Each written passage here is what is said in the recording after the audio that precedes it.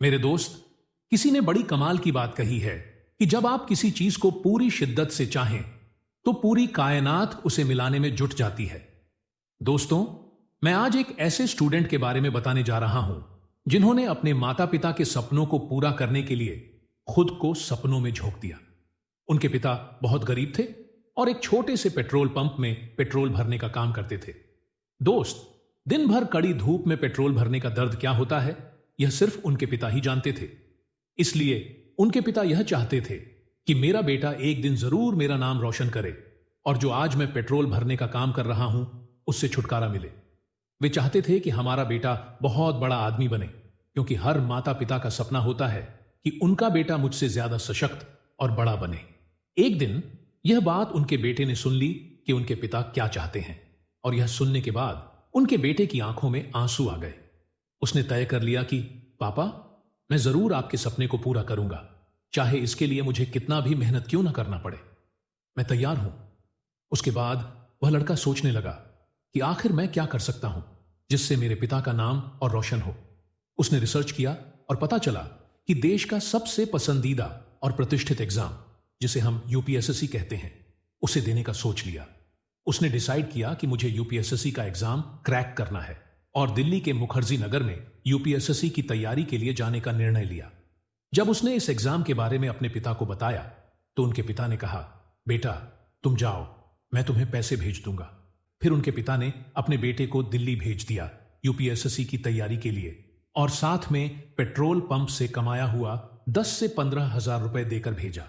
लेकिन जब वह लड़का दिल्ली जाकर कोचिंग के बारे में पता करता है, तब उस कोचिंग की फीस 1.5 लाख सुनकर लड़के की आंखों में आंसू आ जाते हैं। वह सोचने लगता है कि इतने पैसे उसके पिता कहां से अरेंज करेंगे। वह बिल्कुल हताश हो जाता है और उसे लगने लगता है कि शायद वह अपने पिता का सपना पूरा नहीं कर पाएगा। वह अपने पिता को कॉल करके फीस के बारे में बताता है तो पिता कहते हैं, बेटा तुम क्लास ज्वाइन कर लो, मैं पैसे भेजता हूं 1-2 दिन में। और सच में उनके पिता ने 1-2 दिनों के अंदर ही सारी फीस भेज दी। जब उस लड़के ने जानने की कोशिश की कि उसके पिता ने इतने पैसे कहां से लाए, तो उसे पता चला कि उसके पिता ने उसकी पढ़ाई के लिए अपनी पूरी जिंदगी की कमाई से बनाया हुआ घर बेचकर पैसे भेजे थे। वे खुद किराए के मकान में रहने लगे थे। यह सुनकर किसी को भी रोना नहीं आएगा। इस बात को जानकर उसके बेटे का चैन और नींद सब कुछ छूट गया। उसने खुद से वादा किया कि मैं अपने पिता के इस त्याग को कभी नहीं भूलूंगा और इसे जल्द ही वापस लाऊंगा। फिर वह लड़का अगले ही दिन दिल्ली में कोचिंग को ज्वाइन कर लिया। वह खूब मेहनत करने लगा, क्योंकि उसके मन में सिर्फ अपने पिता का त्याग और आत्मविश्वास दिखता था। पिता के अपने बेटे के प्रति इतना आत्मविश्वास वह टूटने नहीं देना चाहता था। यही त्याग उसका सबसे बड़ा मोटिवेशन बन गया। फिर अंततः वह लड़का पहले ही अटेम्प्ट में प्री क्वालिफाई कर गया। लेकिन जब वह लड़का मेंस की तैयारी कर रहा था, तब उसकी मां बीमार पड़ जाती है और उसे अस्पताल में भर्ती होना पड़ता है। लेकिन उसके पिता ने उसे मां की तबीयत के बारे में कुछ भी नहीं बताया, क्योंकि वे जानते थे कि उसके मन में मेंस का एग्जाम है और कहीं उसका ध्यान भंग न हो जाए। जब लड़का मेंस एग्जाम देने के बाद घर आया, तब उसे पता चला कि उसकी मां अस्पताल में भर्ती है। उसने अपनी मां से पूछा, आपने मुझे बताया क्यों नहीं?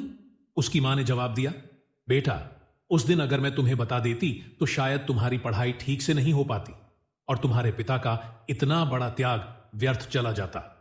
यह सुनकर उसका बेटा फूट फूट कर रोने लगा और उसने भगवान से प्रार्थना की कि हे भगवान, मेरा एग्जाम निकल जाए।